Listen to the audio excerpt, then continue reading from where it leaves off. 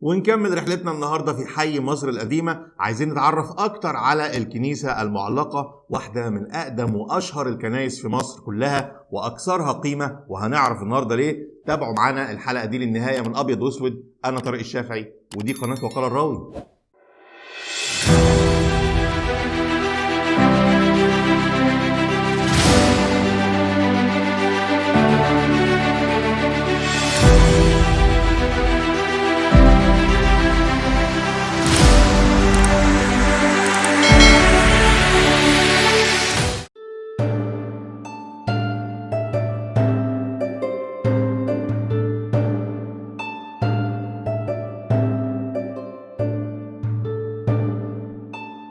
الكنيسة المعلقة واحدة من أشهر مجموعة كنائس موجودة جوه حصن بابليون في مصر القديمة. اتسمت بالاسم ده لأنها اتبنت فوق برجين من أبراج الحصن، وعلشان تطلع الكنيسة اتعمل لها سلالم من 29 درجة. تعتبر من أقدم الكنائس اللي ما زالت موجودة بشكلها القديم بغض النظر عن عمليات الترميم اللي حصلت فيها. صحن الكنيسة اتبنى فوق ممر بين البرجين من أبراج الحصن القديم، أما منطقة المذبح فهي مبنية بالظبط فوق أحد الأبراج.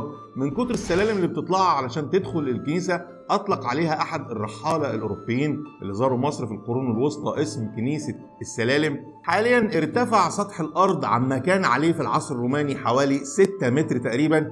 ده معناه أن جزء كبير من جسم الحصن أصبح مدفون تحت الأرض، وده بيقلل التأثير البصري لموقع الكنيسة عما كان عليه زمان. واجهة الكنيسة بتحمل طابع القرن 19 واللي بيتميز ببرجين متعلق في كل واحد فيهم جرزين، مع البوابات اللي استخدموا فيها أقواس مدببة، رغم ان الطراز المعماري والزخارف اللي هنشوفها في الكنيسة بتنتمي للعصر الإسلامي. بتقول بعض التقاليد المسيحية انه الكنيسة اتبنت على أنقاض مكان احتمت فيه العائلة المقدسة أثناء رحلتها في مصر طبقا للعقيدة المسيحية.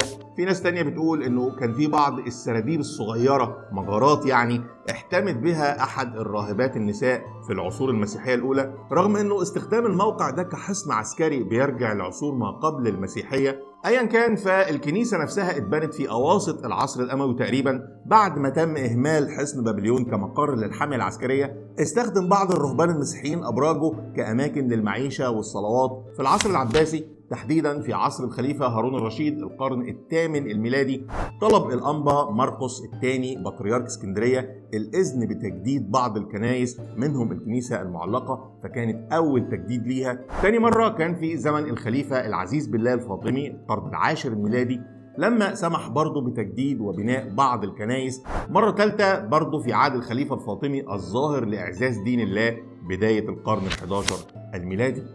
وبعد عمليات التجديد دي أمر البابا كريستودولوس بطريرك الكنيسة المصرية بنقل الكرسي الباباوي أو مقر إقامة البطريرك من اسكندرية للفسطاط علشان يكون قريب من عاصمة البلاد ومقر الحكم فيها.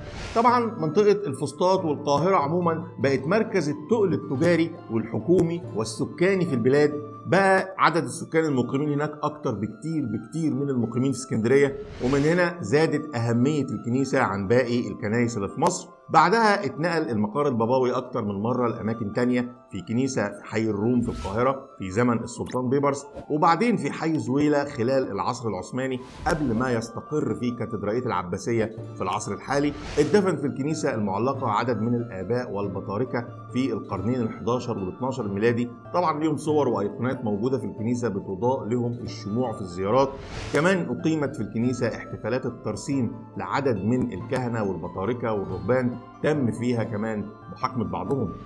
واجهة الكنيسة الرئيسية بتطل على شارع ماري جرجس. المدخل الرئيسي بيؤدي ل3 أجنحة وطرقة طويلة وهيكل أو مذبح رئيسي مع 3 أجزاء، واحدة منهم باسم العذراء مريم، وواحدة باسم يوحنا المعمدان، والأخير باسم ماري جرجس. صحن الكنيسة مستطيل الشكل، يعتبر حاليا صغير نسبيا، أبعاده حوالي 24 في 18 متر وارتفاعه حوالي 9 متر. السقف برميلي مدبب من الخشب، في بعض الفتحات للإنارة متشال على 8 أعمدة. ما بين الصحن والجناح الشمالي صف من 3 أعمدة عليهم أرشات مدببة. جميع الأعمدة دي من الرخام فيما عدا واحد من البازلت الأسود تقريبا متاخد من إنشاءات قديمة. تيجان جميع الأعمدة من الكورنثيان بشكل مميز. وزي أي كنيسة بيفصل الهيكل عن الصحن منطقة تعرف بالحجاب.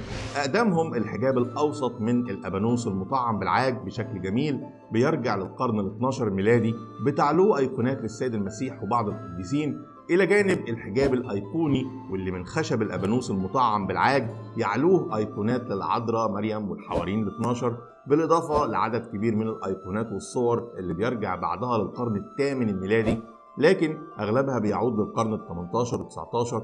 تم تجديدهم طبعا لاحقا في عمليات ترميم عديدة من أوائل القرن العشرين ولغاية دلوقتي.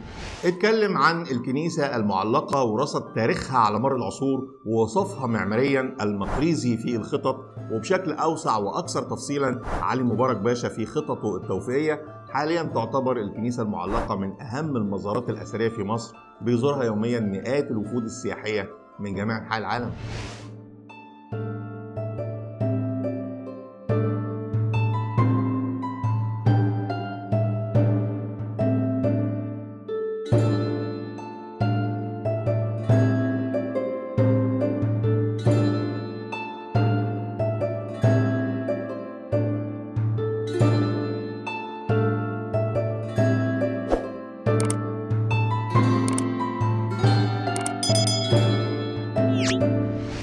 لو عجبتك الحلقة ادينا لايك وشير علشان تساعدنا نوصل للمزيد. أكد كمان على اشتراكك في القناة علشان تتابع كل حلقاتنا. في انتظار تعليقاتكم، ولغاية ما نتقابل تاني نشوفكم على خير.